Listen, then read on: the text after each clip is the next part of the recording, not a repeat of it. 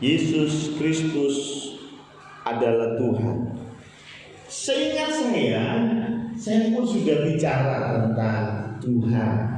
Ya, kalau Yesus Kristusnya saya yakin tidak ada pertanyaan, tetapi tentang Tuhan saya pernah menyampaikan, dan karena itu saya sedikit mengulang ya. Jadi Tuhan ini dari teologi Kristen ya. Kalau dari teologi agama lain saya nggak mau ambil ya. Dari teologi Kristen, Tuhan itu berarti Tuhan di atas segala Tuhan. Ya, makanya jadi Tuhan.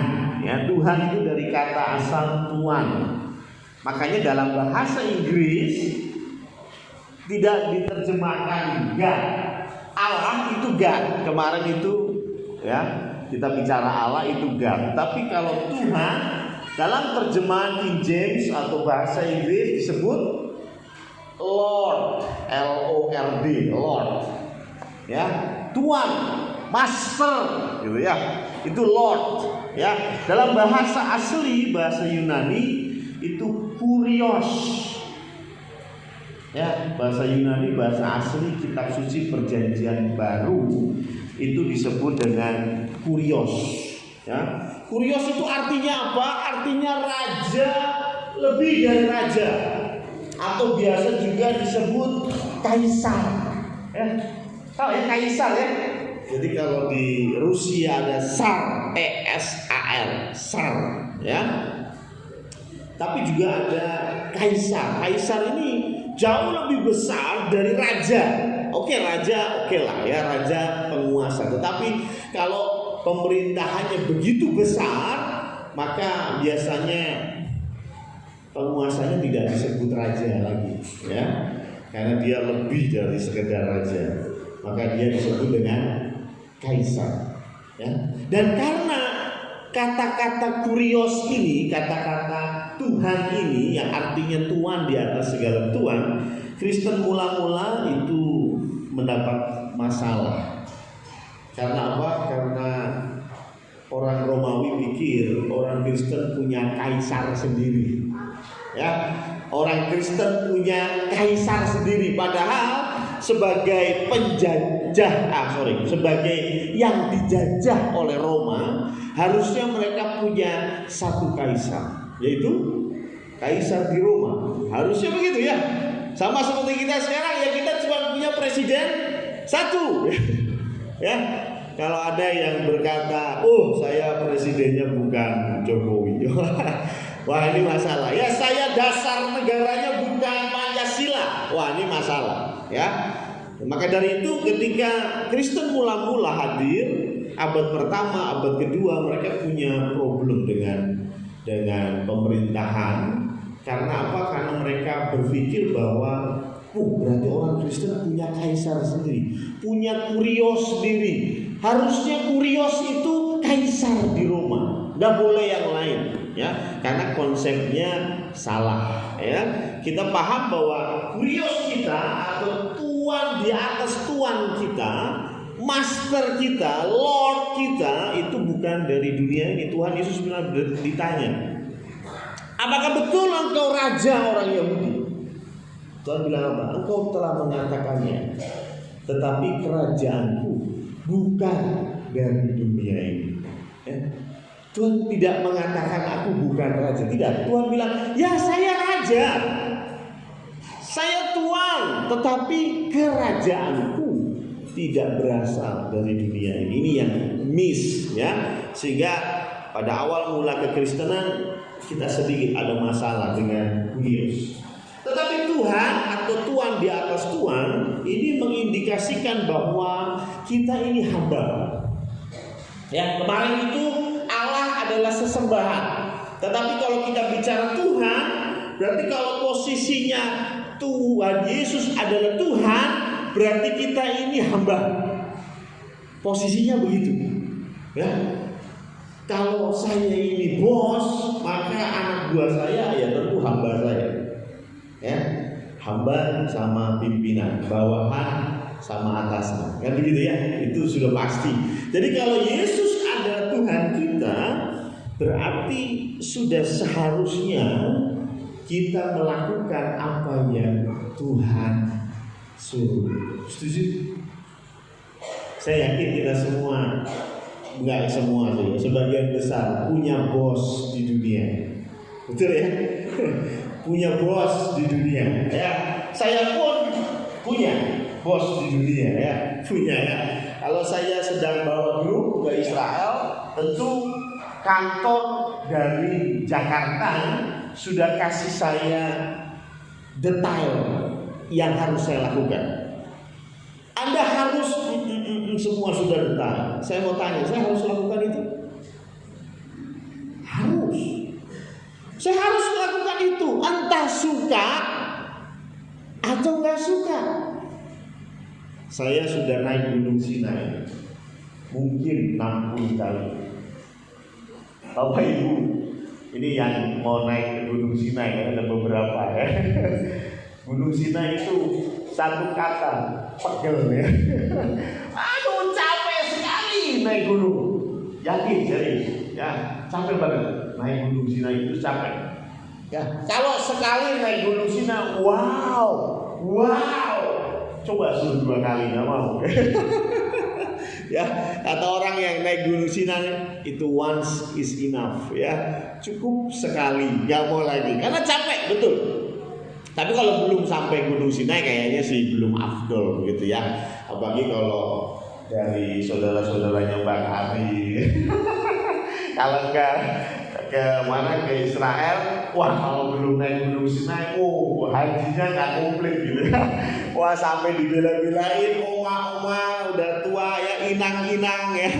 Ya itu, ya itu tetap naik ya, it's okay. Tapi jujur, saya 60 kali ke naik Gunung Sinai, 60 kali. Kira-kira saya senang nggak naik lagi? Jujur kagak mau saya.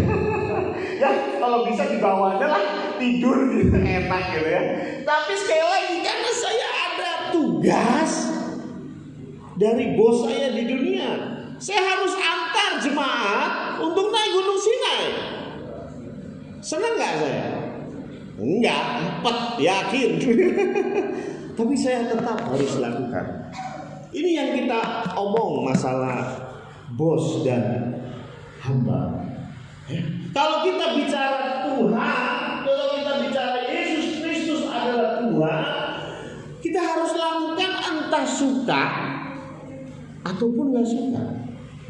Saya mau tanya, ketika Abraham membawa Ishak naik ke Gunung Moria untuk disembelih, saya mau tanya, Abraham suka nggak sih?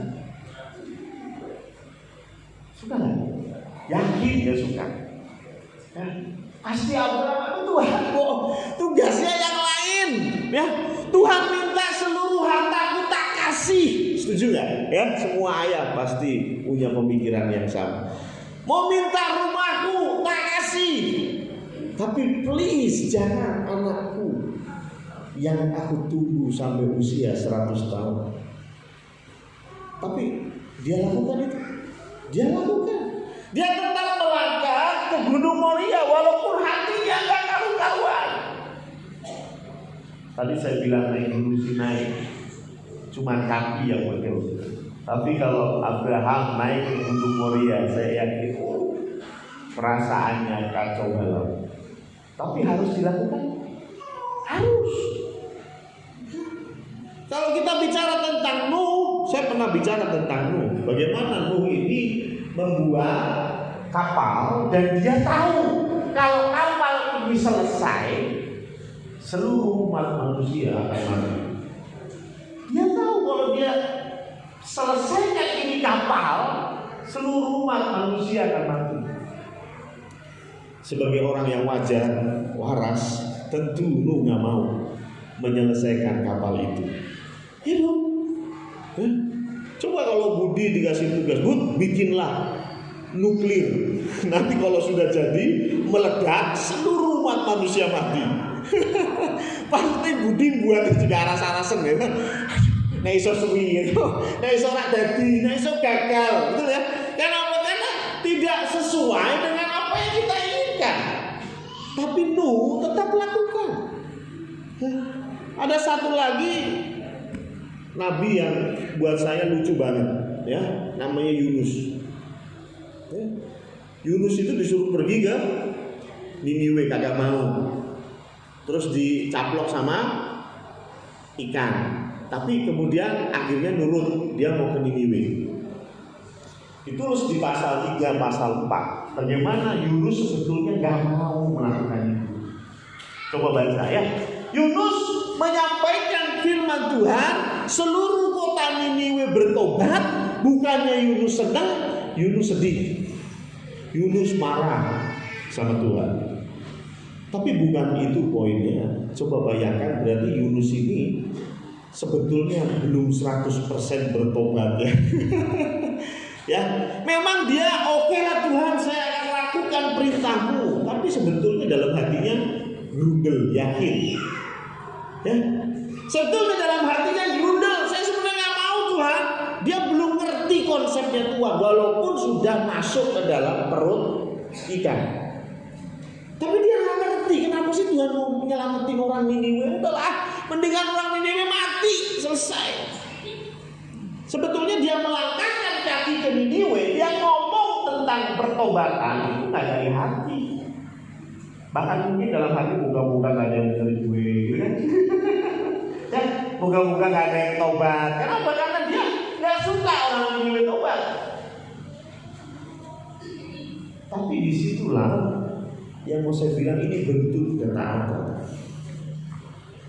Taat bukan berarti melakukan apa yang kamu suka, tapi taat adalah melakukan apa yang Tuhan mau. Ada satu orang yang karena ketaatannya seluruh umat manusia diselamatkan. Ditulis karena ketidaktaatan satu orang seluruh dunia menjadi berdosa. Tapi begitu juga sebaliknya, karena ketaatan satu orang seluruh dunia diselamatkan. Siapa itu yang taat? Tuhan Yesus. Ya. Saya mau tanya, Tuhan Yesus suka nggak sih disalib? Nah, bahkan ditulis di Alkitab, dia berdoa di Getsemani sampai keringatnya seperti darah. Ya. Jadi gede-gede mengucur deras seperti darah. Itu satu ketakutan yang luar biasa. Dan saya yakin Tuhan Yesus nggak mau sebetulnya. Kalau dibicarain mau nggak mau ya. Kalau kita bicara mau nggak mau, nggak mau. Cuman dia taat. Itulah mengapa kalau kita bicara Yesus Kristus adalah Tuhan, tidak bisa lepas dari yang namanya taat. Kalau engkau mengasihi aku, engkau akan melakukan segala perintah. Itu Tuhan Yesus bilang. Segala perintah Tuhan. Dan Bapak Ibu, ketika saya baca Alkitab, perintah Tuhan itu logis. Tuhan gak perintah yang aneh-aneh, yang gak logis. Yakin, percaya saya, semua perintah Tuhan logis dan luar biasa. Ampunilah musuhmu. Ya. Gimana? Taat apa enggak? Gini Pak, kalau musuh yang ini oke lah, saya bisa. Ya, ini bagian yang sini musuh-musuh ini bisa, tapi yang satu ini nggak bisa, ya. Ini nggak bisa, nggak bisa ya. Itu bukan taat namanya. Ya, kalau taat berarti ya semua. Jelas firman Tuhan harus mengampuni, ya udah mengampuni. Firman Tuhan katakan, kalau engkau marah, jangan sampai matahari terbenam. Ya. Artinya kalau marah jangan lama-lama. Di sini siapa yang marah sampai 1 minggu? Nah, itu berarti engkau tidak taat. Tapi susah. Ya memang susah. Ya, tapi nggak mau saya. Sebetulnya hati saya masih berat gitu. Ya memang. Tadi kan saya bilang Abraham juga begitu, Yunus juga begitu, Nuh juga begitu. Tuhan Yesus sekalipun begitu. Berat. Tetapi kalau kita mengatakan Yesus Kristus adalah Tuhan, harus wajib hukumnya. Wajib. Ya, cuma problem kita, kadang-kadang kita lebih taat dengan bos yang kelihatan daripada bos yang tidak kelihatan. Jujur, ya. Kadang-kadang kita lebih taat sama bos yang kelihatan. Kalau bos di kantor telepon, besok hari Minggu datang ke kantor ya, ada pembukuan yang belum selesai. Siap bos. Hari Minggu waktunya libur, ya kan? Tapi karena bos bilang begitu, langsung meluncur. Tapi kalau bos yang di surga ngomong bagaimana? Apakah kita punya attitude yang sama? Atau ya nantilah. Ya, ketika baca di firman Tuhan, ya, bawalah persembahanmu ke dalam rumah Tuhan. Wah, nanti, ini masih banyak kebutuhan Tuhan, ya. Ini kebetulan ini mau Natalan, jadi ya maklum lah Tuhan, ya Natalan itu kan butuh ya minimal bikin roti, kirim tetangga, ya kan? Jadi ya nantilah lagi. Tapi kalau bos di dunia, siap, laksanakan. Terkadang kita lebih takut, lebih tunduk kepada bos yang ada di dunia. Yang kedua, kalau kita bicara tentang Tuhan, tentang Tuhan di atas Tuhan, saya pikir sudah jelas ya kenapa Tuhan Yesus disebut Tuhan. Ya, tadi lagu yang tadi kita nyanyikan sudah jelas menjabarkan dan mengingatkan kita. Saya pernah bilang bahwa Tuhan Yesus adalah Tuhan karena Dia yang membeli kita. Bukankah firman Tuhan bilang engkau sudah dibeli dan dibayar dengan lunas? Ya, jadi kita ini tanda kutip budaknya Tuhan.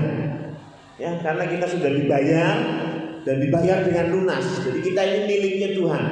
Ya, saya yakin itu jelas. Nah, yang kedua, bicara tentang Tuhan atau bos, itu ada yang namanya penghormatan. Ya, penghormatan. Oke, Anda tidak suka sama bos Anda, tetapi tentu tidak langsung ngomong di depan dia, ya. Kalau bosnya datang, selamat siang Pak, sehat Pak, puji Tuhan, ya mari. Bosnya masuk ruangan, pelik, bos kayak gitu masuk neraka aja, ya. Masa gaji saya nggak naik-naik, gitu, ya kan? Karena ketika bos keluar, bos datang, kita kasih penghormatan dia. Kita takut sama bos yang ada di dunia lebih daripada bos kita di Tuhan. Bahkan kita tidak menghormati, kurang menghormati Tuhan. Kita menghormati bos kita, tapi kurang menghormati Tuhan. Saya bersyukur di Condrokusumo tidak ada. Ya. Kalau ada yang tanya, ngapain sih orang Kristen ke gereja mau pakainya kemeja, pakainya batik, dandan yang cantik, ya via ya. Kenapa? Bukan kita mau menghadap bos. Setuju? Anda mau menghadap dosen saja, mau ujian skripsi pakai sandal, suruh keluar. Ya, serius ya. Jangankan mau sidang skripsi, baru bimbingan aja. Kalau pakai kaos oblong, nggak tahu sekarang ya. Kaos oblong suruh keluar, ya, ganti baju kamu ya. Itu baru menghadap dosen. Tapi kadang-kadang orang Kristen, mohon maaf, kadang-kadang orang Kristen kurang menghormati Tuhan. Saya pernah singgung bagaimana kita harus bersikap di mimbar, bagaimana kita harus menjaga kebersihan gereja ini. Saya pernah singgung, ini apa? Ini bentuk kita hormat kepada Tuhan. Saya nggak bilang bahwa kalau pakai baju jelek jangan masuk gereja, tidak. Tapi maksud saya, ayo berikan yang terbaik. Kalau Anda pergi ke kawinan tetangga Anda aja pakai kemeja bagus, masa ke gereja pakai kaos oblong? Maksud saya begitu, ya. Tapi kalau engkau hanya punya kaos oblong, please silakan, ya, tidak masalah. Engkau hanya punya sandal, silakan, saya nggak melarang. Ya, tapi kebangetan kalau engkau ke gereja pakai sandal jepit, tapi pergi ke kondangan tetangga pakai high heel 5 cm, ya, itu nggak fair buat saya. Siapa Tuhanmu? Siapa bosmu? Ya. Ada satu meme yang waktu Ahok diisukan, sekarang jadi beneran, ya, diisukan mau diambil menjadi salah satu petinggi BUMN. Saya waktu itu masih di Israel, ya. Kalau ada gosip bahwa Ahok ini akan diambil, diangkat jadi petinggi salah satu BUMN, belum tahu di mana. Kalau sekarang sih kita tahu, sekarang dia di Pertamina. Tapi waktu itu belum tahu di mana. Lalu ada meme yang menarik karena udah kisruh, udah ribut, gitu ya. Meme ini bilang begini: koruptor tidak takut sama Tuhan, tapi koruptor takut sama Ahok. Ya, Ahok belum jadi apa-apa, baru isu aja, baru omongan kalau Ahok ini akan ditaruh di salah satu BUMN, sudah heboh. Ketika mulai mengerucut dia ditaruh di Pertamina, kalau nggak salah Serikat Pekerja, ya, mulai bikin problem, ya. Ya kadang-kadang bener juga, ya, manusia nggak takut sama Tuhan, takut sama orang, ya. Koruptor di Indonesia nggak takut sama Tuhan, takutnya sama Ahok. Ya, ketika Ahok ditaruh di Pertamina bingung semua, ya. Kadang-kadang saya berpikir, wow, sebegitu rendahnya manusia, ya. Kita nggak takut lagi sama Tuhan. Makanya ada yang bilang lagi hebat-hebatan gitu, ya, lagi hebat-hebatan, ya. Orang Amerika bilang, saya ini super power, saya ini negara yang paling besar. Terus dibantah sama temennya, enak aja, walaupun kamu negara yang paling besar, orang Amerika itu takutnya cuma satu. Kenapa? Sama orang Cina. Loh kok bisa?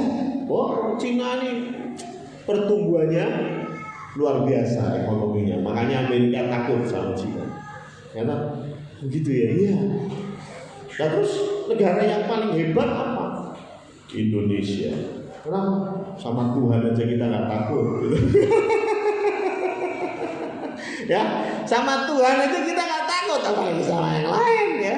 Tapi menurut saya ini sedikit keliru, karena kadang-kadang Tuhan harus mengajar kita menghormati Dia, menghormati Kristus melalui manusia.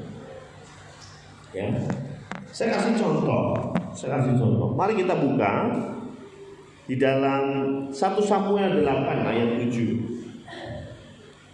1 Samuel pasal yang ke-8 ayat yang ke-7.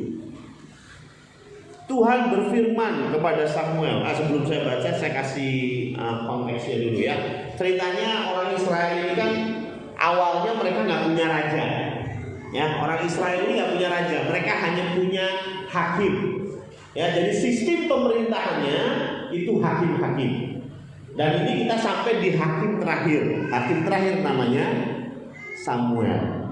Tetapi orang Israel itu ngotot, kita nggak mau sama hakim-hakim, kita pengen raja seperti negara-negara lain, bangsa-bangsa lain punya raja.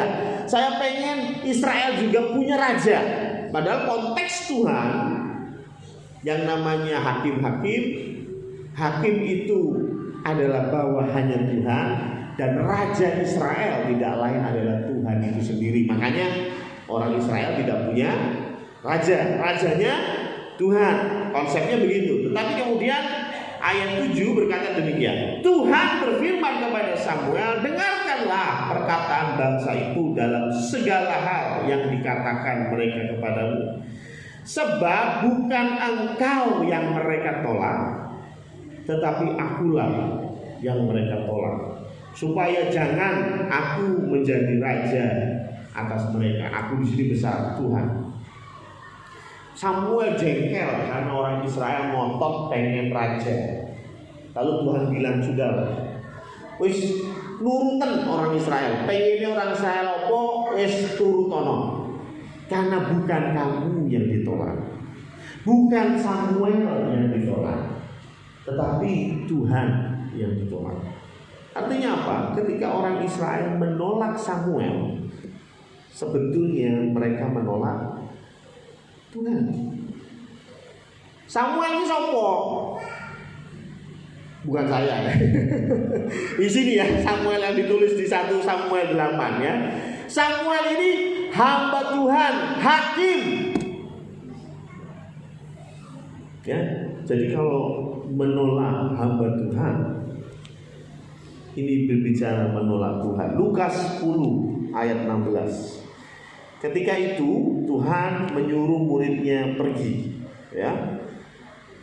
Kemudian Tuhan berfirman begini, barang siapa, Lukas 10 ayat 16, barang siapa mendengarkan kamu, mendengarkan utusan-utusan Tuhan, barang siapa mendengarkan kamu, ia mendengarkan aku, mendengarkan Tuhan Yesus.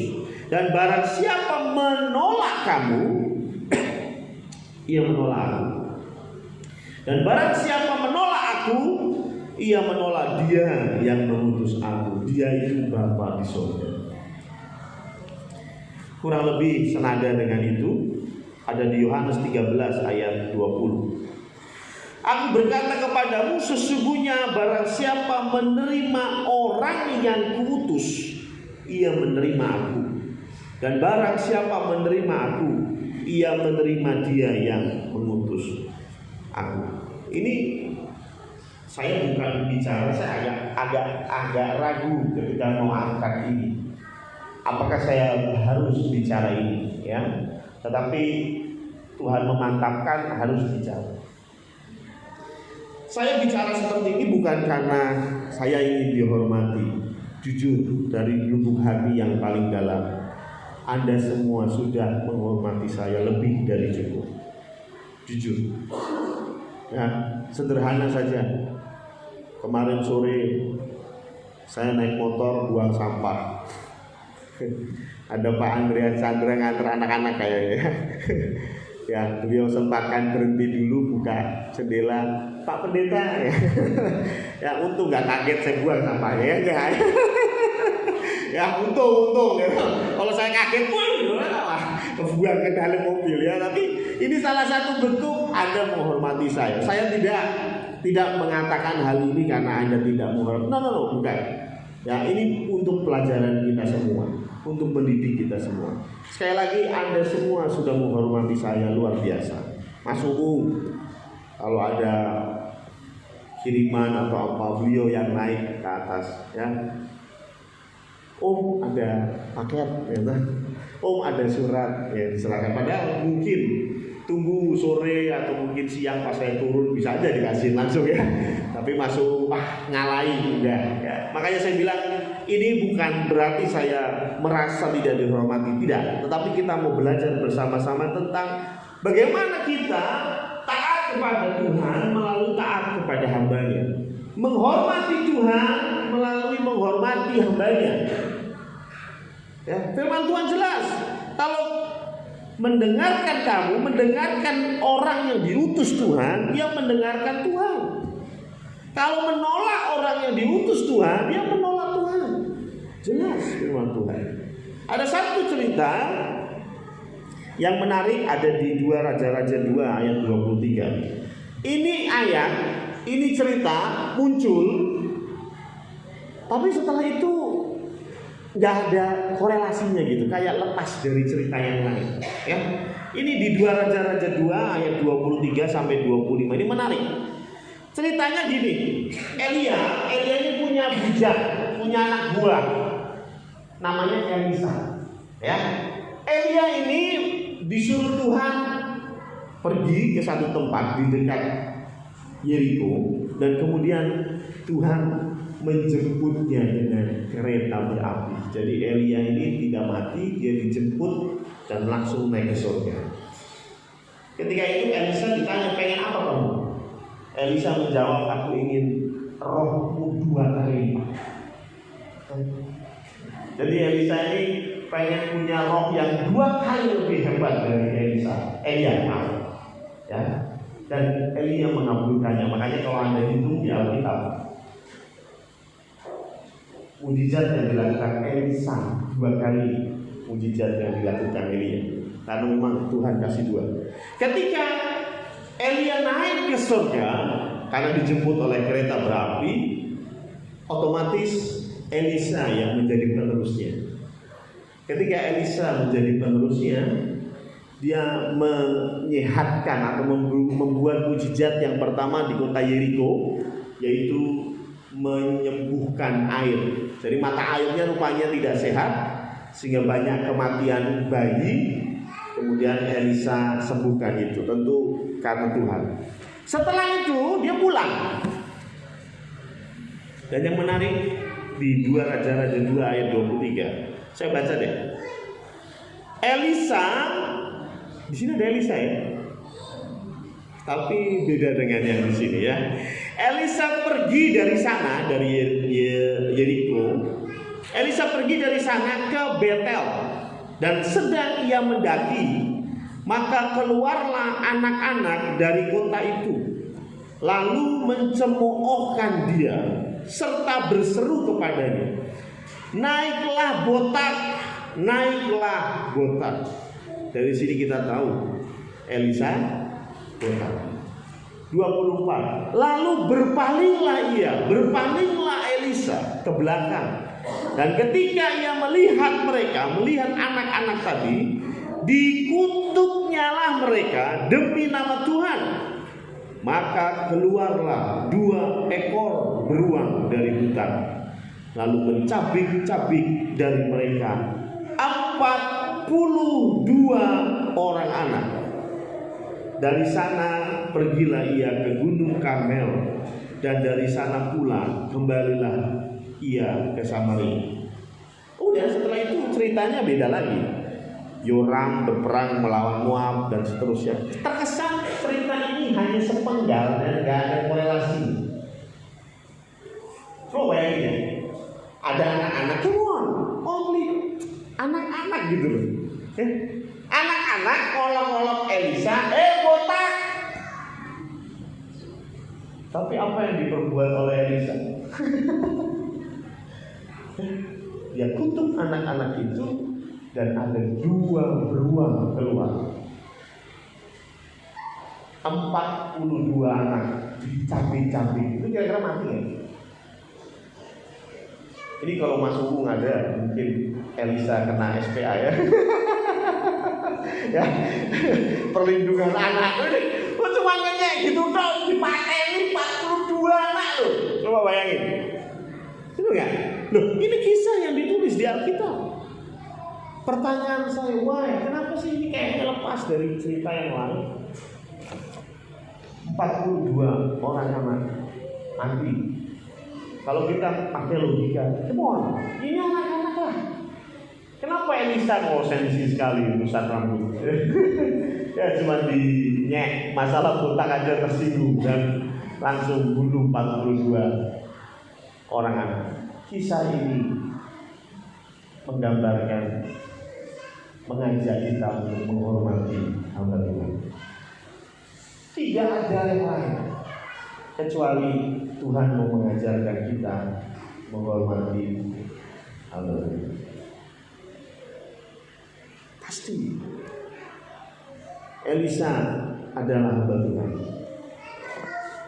Sekalipun anak-anak yang mengolok-olok, Tuhan mau ajarkan hormati hamba Tuhan, taati hamba Tuhan.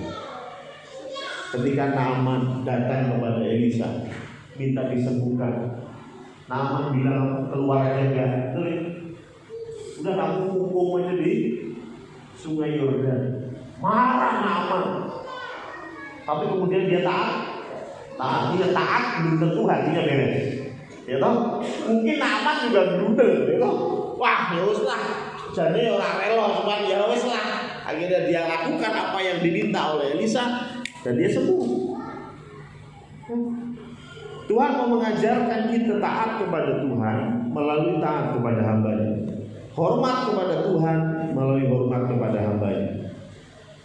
Pertanyaan besar, siapa hamba Tuhan? Saya mau bilang hamba Tuhan adalah orang-orang yang sedang mengerjakan tugas dari Tuhan. Saya lagi ya, hamba Tuhan itu adalah orang-orang yang sedang mengerjakan tugas dari Tuhan.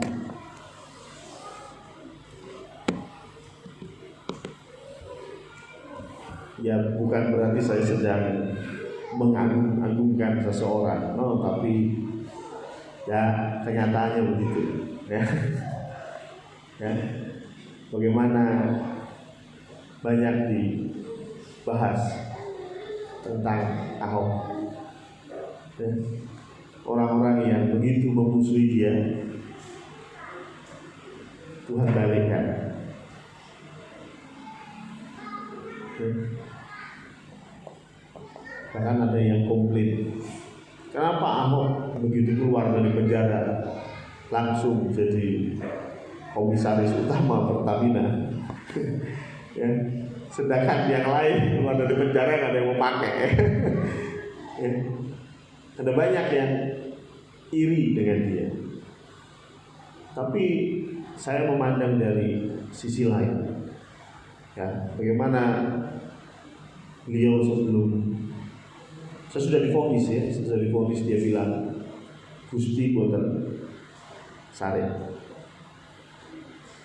Imannya, dia tahu apa yang dia lakukan adalah tugas dari Tuhan. Ketika ada yang menyerang dia, maka dia menyerang siapa yang mengutus dia. Saya nggak bicara hamba Tuhan itu hanya pendeta, tidak. Ketika engkau taat, ketika engkau melakukan apa yang Tuhan suruh, engkau pun hamba Tuhan.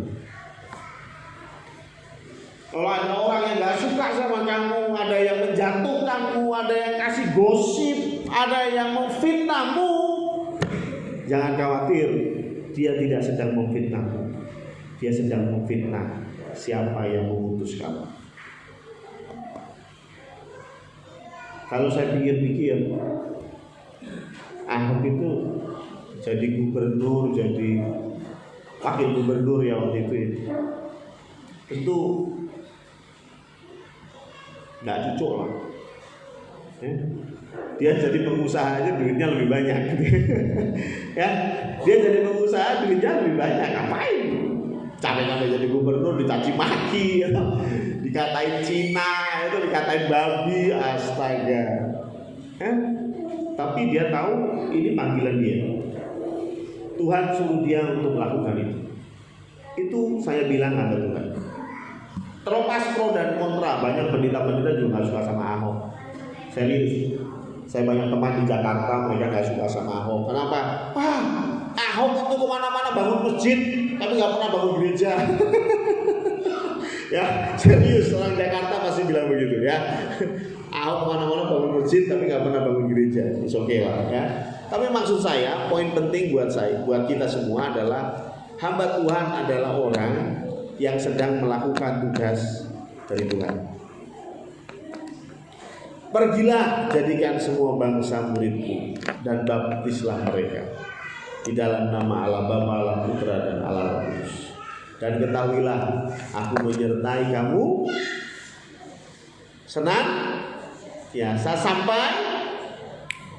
Saya mau tanya, berarti yang disertai siapa? Yang pergilah tadi. Benar ya? Kalau engkau tidak pergi dan tidak menjadikan semua bangsa murid, kira-kira disertai nggak? Ngimpi. Ya. Artinya hamba Tuhan adalah orang yang melakukan apa yang Tuhan suruh. Sekalipun itu berat, ketika engkau melakukannya, Tuhan kasih garansi. Siapa yang menyerang engkau? Menyerang Tuhan. Nah, terus bedainnya gimana? Gampang lah. Saya kasih contoh sederhana. Perjamuan kudus di dalam firman Tuhan ditulis apa? Yang boleh ambil adalah yang layak. Dan yang layak adalah orang-orang yang percaya kepada Kristus. Orang yang percaya kepada Kristus, maka dia sudah dilayakkan dan dia bisa ambil perjamuan kudus. Nah, cuman masalahnya kan ini beda ini. Yang percaya kepada Kristus dan yang tidak. Maka dari itu gereja punya tata cara yang sudah dibaptis boleh ambil. Paham ya? Saya mau tanya, apakah ada yang belum dibaptis tapi sudah percaya? Ada. Ya mungkin percayanya baru 1 minggu, baru sempat kanalisasi. Benar ya? Berarti kan dia boleh harusnya. Ya. Tapi kan lebih gampangnya gereja bilang yang sudah dibaptis boleh ambil. Saya balik pertanyaannya, apakah yang sudah dibaptis pasti percaya Kristus? Pendeta yang sudah dibaptis terus pindah agama aja ada. Ya, yang sudah dikasih depannya namanya Daniel itu aja bisa pindah, gitu. Ya. Tapi gampangnya aturan itu menjadi siapa yang sudah dibaptis boleh ambil. Sama halnya seperti hamba Tuhan tadi. Siapa hamba Tuhan itu? Ya memang yang paling gampang. Ya pendeta. Yang paling gampang hamba Tuhan adalah orang yang mengabdikan dirinya untuk pelayanan. Ada nggak hamba Tuhan yang ngawur? Oh ada.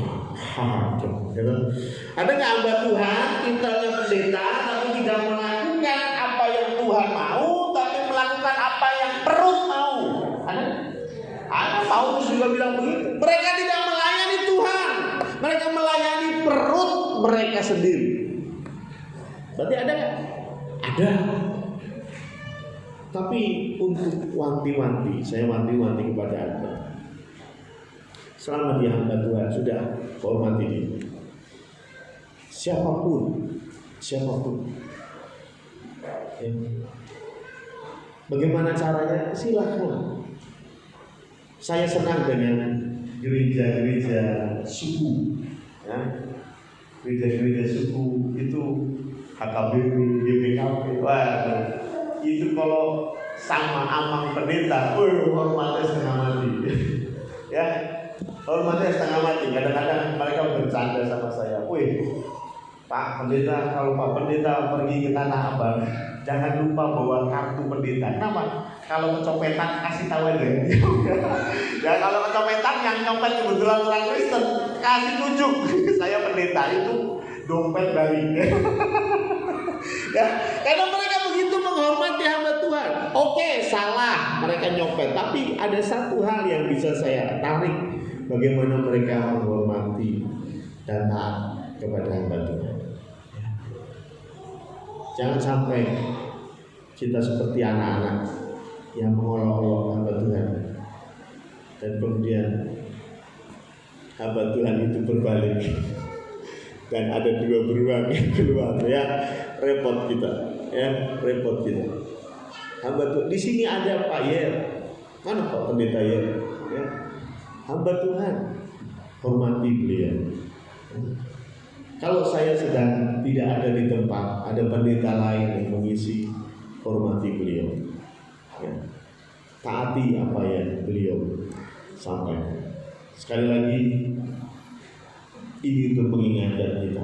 Kalau kita mau taat sama Tuhan, mau hormat sama Tuhan, mulailah dengan taat dan hormat kepada hamba Tuhan.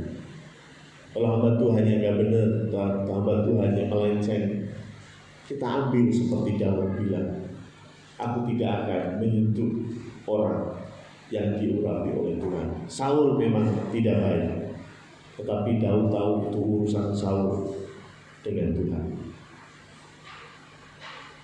Amin. Saya harap firman Tuhan ini menjadi berkat buat kita semua.